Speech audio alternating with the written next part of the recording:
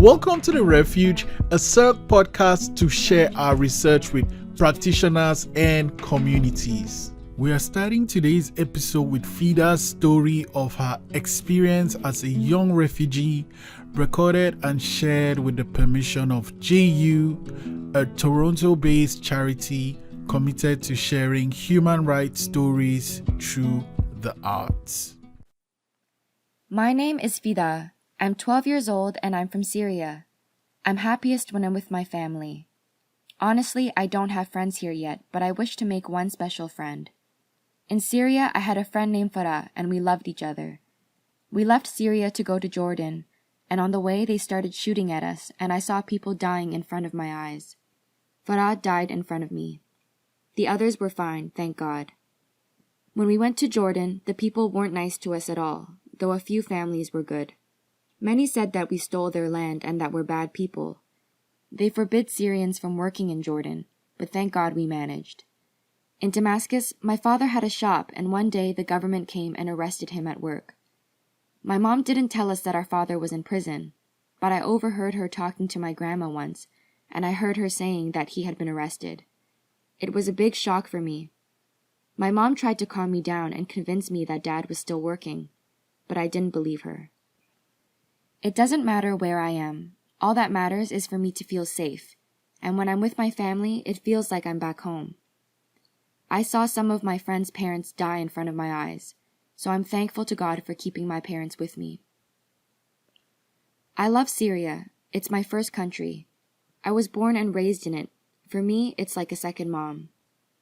Canada is now a second home. Thank you, Canada. I love it here because they treated us with love and care. On the other hand, I hated Jordan because people there were hypocrites. When I first came to Canada, I went to Happy Camp and they treated us like normal kids.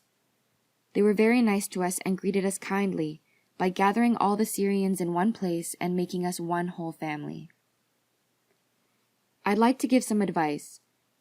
Don't underestimate yourself because one day you will be able to make something amazing for this earth.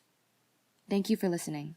I'm your host, Israel, and my guests today are Dr. Gemechu Abeshu, a postdoctoral research fellow at York University, focused on refugee integration, internally displaced persons, emerging forms of political power and conflicts, and resolution systems. He's originally from Oromia in Ethiopia and currently resides in Toronto, Canada. I also have Dr. Dieu Basabose, a research for whole family lab at the University of Waterloo, a passionate peace builder who's currently interested in using his refugee experience to promote community-based research that fosters and supports resilience, integration, and well-being of refugee families. And we also have Redab Al-Janaideh, a postdoctoral fellow in the Department of Psychology at the University of Toronto. Her research focuses on refugees and migrant children's development, education, and well-being. Thank you so much for coming to the Refuge today. Yeah, thank you for having us. Thank you. So I'll start with you, Redab. Do you want to share a little bit about some of your work with CIRC? Yeah, absolutely. Well, I'm now in the Department of Psychology at University of Toronto Mississauga, and my research focuses on raising the awareness of the importance of mental well-being in refugee children and families. It's a nice project. It's called Sprint that support prosociality and resilience in newcomer transitions. So we focus on addressing the needs, challenges, and strengths, and also supporting the mental well-being of the resettled refugees in Canada. Mm. And Gemechu, what's your research on? Thank you, Israel. Currently, I am working on a research project that attempts to understand the experience of racialized refugees in Canada in general and in Toronto in particular. But I'm also working with Access Alliance to understand the impact of family separation on refugee youth focusing on refugees primarily from Middle East and Africa. Mm. And John? Yeah, since 2019, I have been involved in a research project on the emotional well-being of refugee newcomers in this region, in the region of Waterloo, and particularly currently, of course, inspired by the previous research, I'm conducting two research projects. The first one is on enhancing culturally literacy in refugee mental health services. With this research, I have really uh, aimed to create or to propose a culturally integrated approach to promoting refugee mental health. And the second project is on domestic violence. We are understanding domestic violence in refugee families. And the main idea or the main purpose of this research is to inform the development of a culturally integrated approach to conflict management in refugee families. Mm. Yeah, no, thanks for sharing about your research. And you mentioned mental health. I'm wondering, I'll start with you, Gemechu. What are some key challenges you've noticed when it comes to the mental health of refugee youths? So, based on the research conducted at Access Alliance with a generous funding from RRC, um, we had we conducted a research on the impact of family separation and loss on refugees. And the finding in one way corroborates the existing literature on the issue. What is really important is the key mental health issues are PTSD, depression, and anxiety. But this is a headline message. In order to understand the actual nitty gritty, we need to disaggregate it.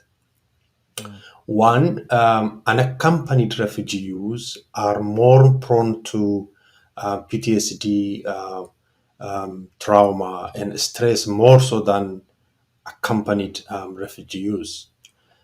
Secondly, refugees who were separated from their mothers tend to be more affected than those who were separated from their fathers.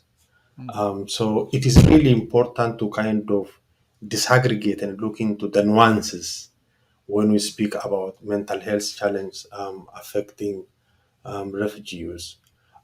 Just in terms of severity and importance, the order of mental health affecting refugees is PTSD comes first, mm. followed by depression and anxiety. That's what the study showed us so far. Yeah, Redab, I noticed you noting. You want to add to that? Yeah, well, actually, when we're talking about youth, we know that they arrived to Canada at a critical age that really everything around them is affecting their developmental stages. So they have been exposed to pre adversities and post adversities. So, for example, before coming to a new country like Canada, they have been exposed to war related violence, to interrupted education, living in refugee camps, and sometimes some of them the loss of family members or beloved relatives, right? When they came to Canada, there has been also an additional burden to them, such as integrating into a new culture, Mm, learning a new language, and also adjusting to the to the new community they're facing. mhm, So we found that a lot of the refugee families and youth they have been experiencing severe mental health problems, such as Dr. Abishu mentioned, post traumatic stress disorder, anxiety, depression, as well as problems with controlling their emotions. So yeah, so these are some of the mental health problems that I think that they're more prominent in refugee population in general and specifically in youth. John, do you want to add something to that? Yeah, maybe that I'm thinking of the young people who are separated with their families, especially those who are separated with their either the father or mother. Uh, they don't have chance to be to receive parental education, and this really affected them and affected them not only today but also in their future. Uh, so this is something also important. And when we look at their emotional situation, they may many of youth, refugee youth, are not open to report some incidents such as racism or discrimination they may face. Yeah, because of one, they don't trust. They need to trust the institutions, and also they have not enough uh, power, I may say, to either to resist or to report because they're still struggling with integration process. Yeah. So those are other issues also that would that call our attention as a researcher. Mm. Gemechu, Jean just mentioned something about racism and discrimination. Does that compound to the mental challenges that the youth face?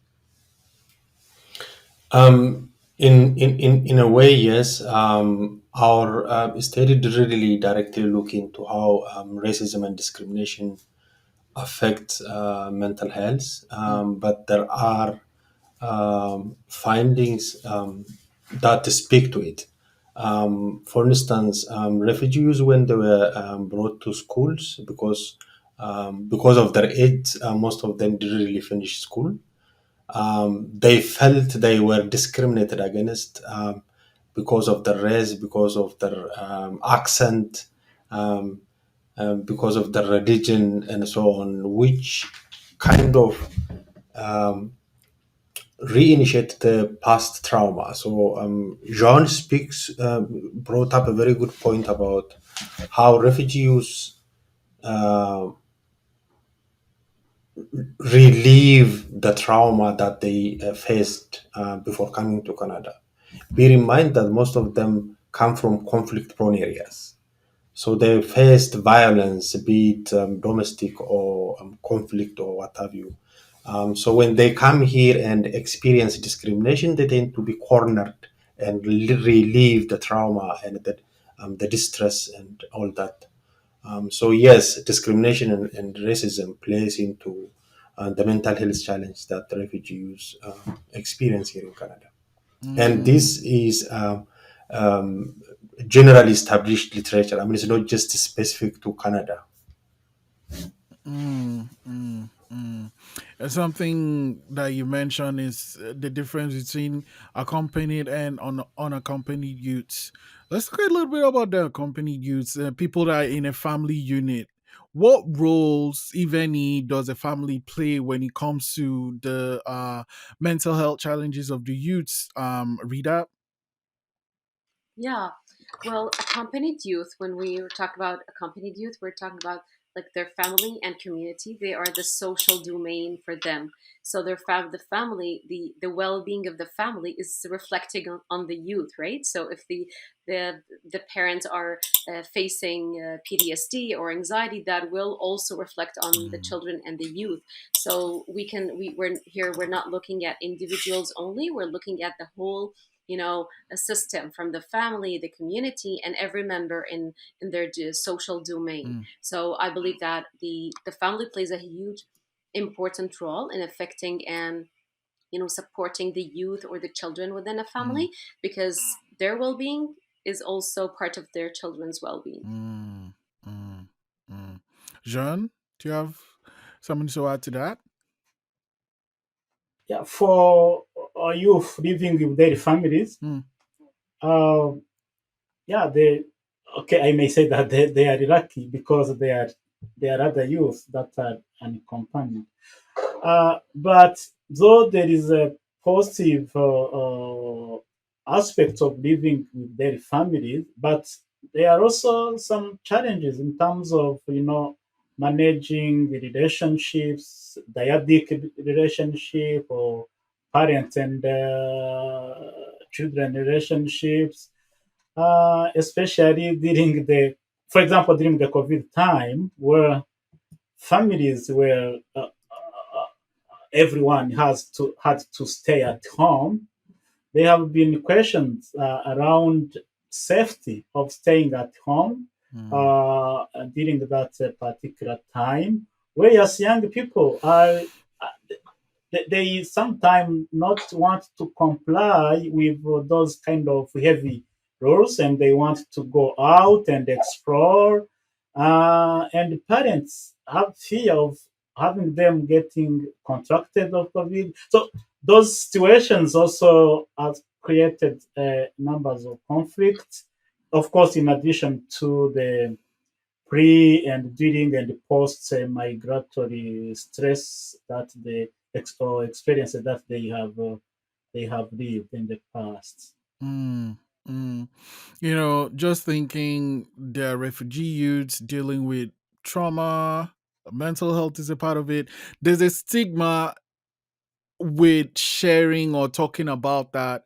Gemeshu, what are some ways you apply to remove or reduce that barrier, that the stigma attached to mental health?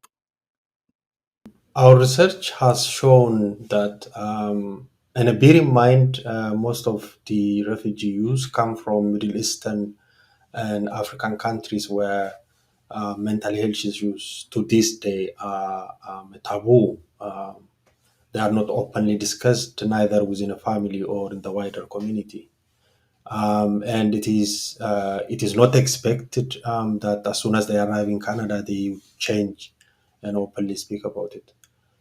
So the idea or the norm of stigmatizing mental health issues live with them. One of relatively speaking successful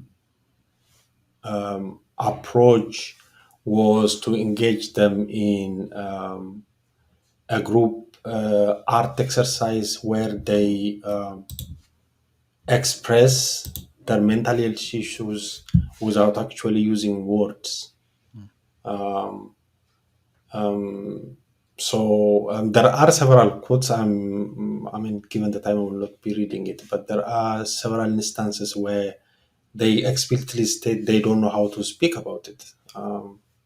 Due to the stigma they live through. But there are evidences which show that the group art exercises, such as drawings on the wall to express their internal feelings, have been very fruitful and effective in addressing those issues. mm, I will come back to it after the other panelists speak. Read out. Yeah, well, in our research, we examined like what are the challenges that face the refugee families and involving the youth. So, and we also looked at like what some of the recommendations that some of our participants in our research would recommend to overcome the mental health stigma. Because it's a topic, it's a huge topic for some cultures, especially for the Middle Eastern population and the Syrian refugees, where those Middle Eastern refugees come from. So for mental health stigma, it has been recommended that increasing this psychoeducation is a very interesting tool that can support mental health stigma. Particularly for youth, we can talk about involving them in the community and try to have small group discussions and allowing them to speak out of their mental health, and trying to assure them that it is something normal, it's something okay, and it's a normal feeling, that what you are feeling, it doesn't contradict with any social norms or cultural norms. So it's fine to talk about it and speak about it, and then they can learn some coping strategies that can support their mental health, and gradually they can overcome their mental health stigma. Mm, It's interesting, in part of our sprint project, that part of it is a needs assessment that examines like what is the perspective of the refugee families and service providers with respect to like the needs and the challenges of the refugee children and families in general. So the topic was from service providers perspective. They said that they came up with creative ideas for names for mental health programs in order to to try to attract the refugee members of the community to involve in these workshops and try to speak about mental health in an indirect way. Because if they approach them and they said, oh, this workshop is about mental health and we are talking about it, they will not be Mm. willing to join. But when they use like something that more creative, a more title that is more general to the community involvement and something like that, they were more receiving to that concept. Research have also shown that these communities, they really have been positively receiving any mental health treatment. So with psych education, it can really increase the awareness and then reflect on their mental well-being. Mm. Yeah, chemistry. Do you want to jump back in? No, so just to say that um, one of the useful way to address the stigma around mental health issue is to tailor culturally sensitive services.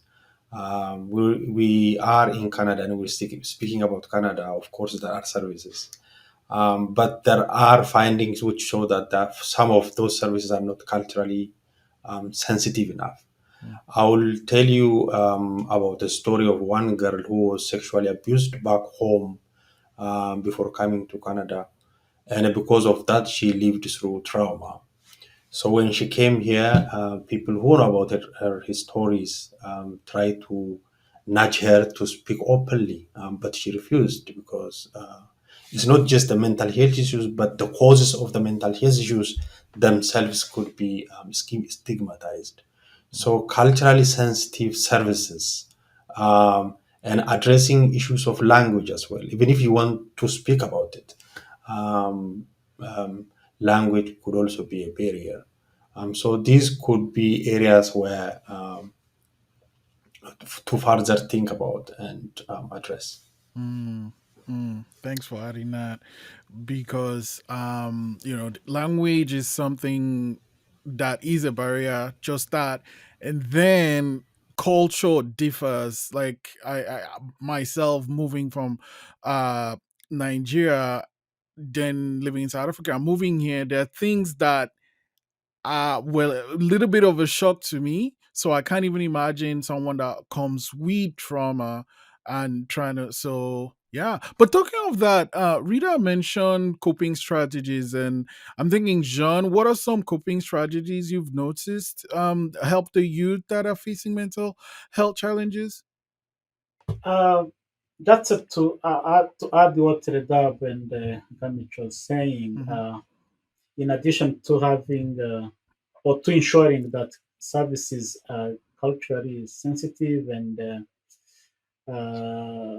linguistically appropriate, uh, I think we need also to recommend the improving client and providers relationships, and to ensure that relationships are trusting. There is trusting the rapport between service providers and the youth, and also to be creative and use approach that are engaging more peer-to-peer support.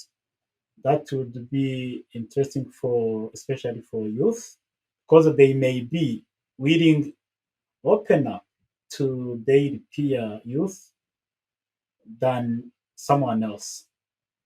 Yeah. Mm. Rita, you mentioned the coping strategies. What are some of these strategies?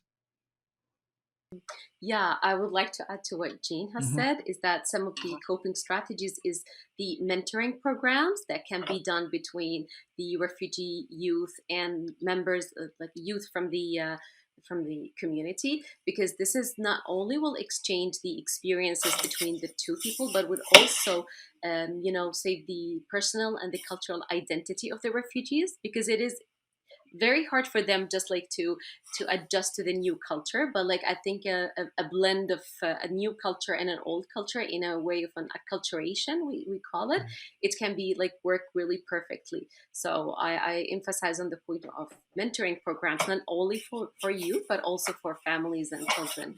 And also with some of the coping strategies that can be implemented, we know that the youth age, it's the age where all youth in Canada, they are collecting their volunteer hours, they are blending in the community and working. So it's very important for service providers and services in general that are directed to refugees to create and implement some specific programs that can support the refugee youth and blend them in the community in a way that could show their talents and show what they have and what they can give to the Canadian community. Also, we can talk about like good peer relationships, because we know, like from our research, we found that a lot of the parents, they pointed out the point of some of the youth that have been involved in gang acts and gang groups, and also some negative peer influence. So supporting the good peer relationship is really important, and how the youth, they can direct it in a positive and in a good direction. Gemechu, I see you nodding. Yeah, very good point raised. There were two or three areas which our research identified. The first one is the importance of spirituality in coping with mental health issues. Um, Depending on whichever religion they belong to, they tend to find hope in placing themselves in the religion, and that um, came up to be one of the most useful way they cope up with mental health issues. The second finding was staying focused on their tasks and on their goals, and I think that's also related to how they see their purpose here. Our research was mainly focused about unaccompanied refugees, and it means that they've been separated from their family for a long time, and they are subjected to long distance relationships, if at all one exists. So a sense of staying focused to your task, focused to your work, focused to your goal, create purpose for their life. Mm. The third point is the importance of peers and creating relationships. And I can't resist the temptation to read one quotation, if you allow me. So one of the interview participants said, if I feel in a bad mood, or if I am sad or depressed, I talk to my friends and they do the same things for me. So because we all grew up in the same place and we have the same experiences, we can understand each other's, and it helps us like relate to whatever the other person is going through. So the importance of that peer relationship, knowing that the person you are speaking to or the person you are with, sharing your agonies and what your challenge has gone through, or at least understand the challenge that you're going through. Mm. The other point is the importance of relating with community, because it forms the bonds of belonging, that you are not alone, you belong somewhere. You are uprooted from your home country, but at least you have some community here where you belong. Um, these were the key findings from the research conducted at Access Alliance. And I wanted to comment maybe on the spirituality part, that it is really, regardless of the religion of the refugees, it is an important part in supporting their mental health and their integration. And it's really nice because we see that in our study also caregivers, they emphasize that even though they are in Canada, they're learning another language, it's a different culture, but they're really so enthusiastic about like learning the English language, at the same time preserving their Arabic language and preserving the religious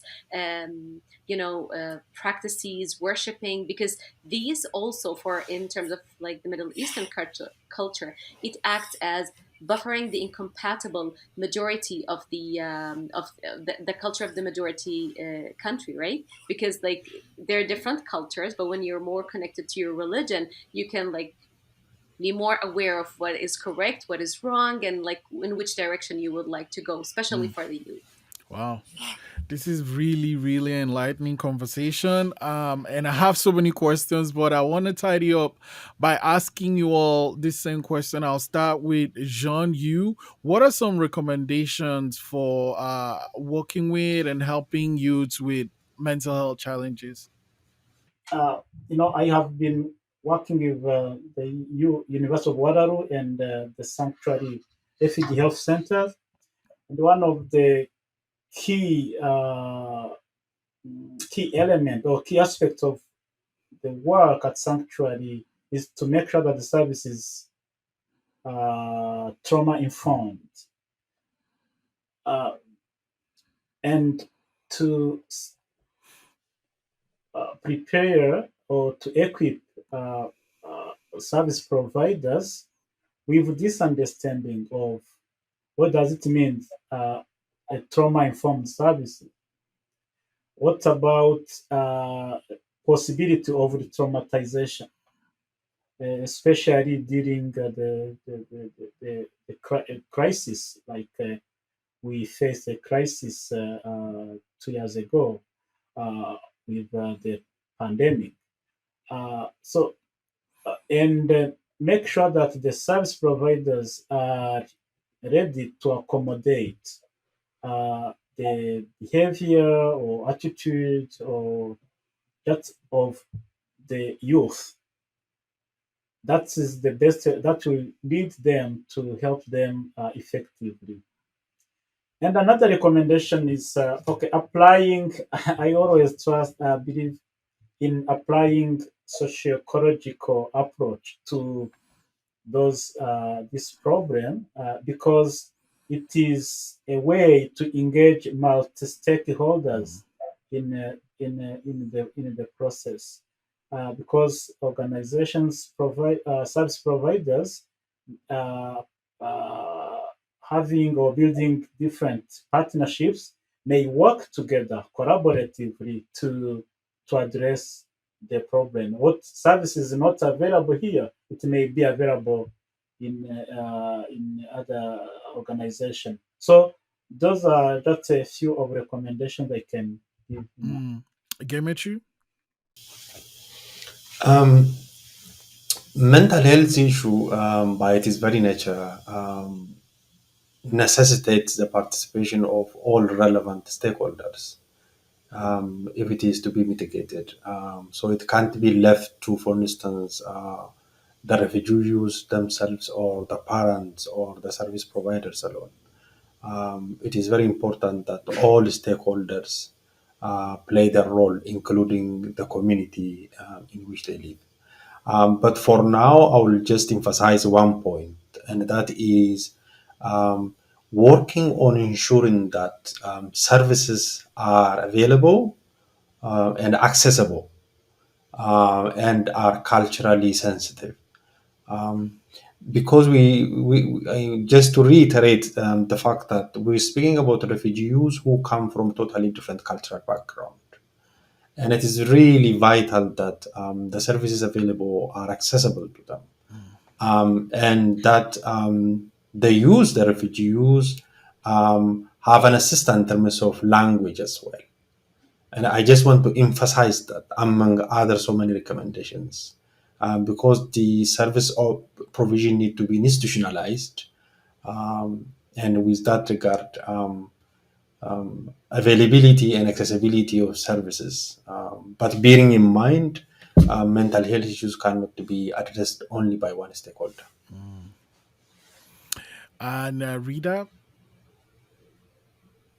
Yeah, with respect to recommendations, I think it's a long list to go through, but I'm gonna like try to summarize like most of the important points. And I think we already took points on some of them earlier. We talked about the importance of mentorship programs. We talked about increasing psychoeducation, but I would really add my voice to the voices of the guests also to add like and emphasize um, the importance of implementing culturally sensitive, trauma informed services, because this is really important. We're talking about a population that comes from a different culture with different language, um, and different,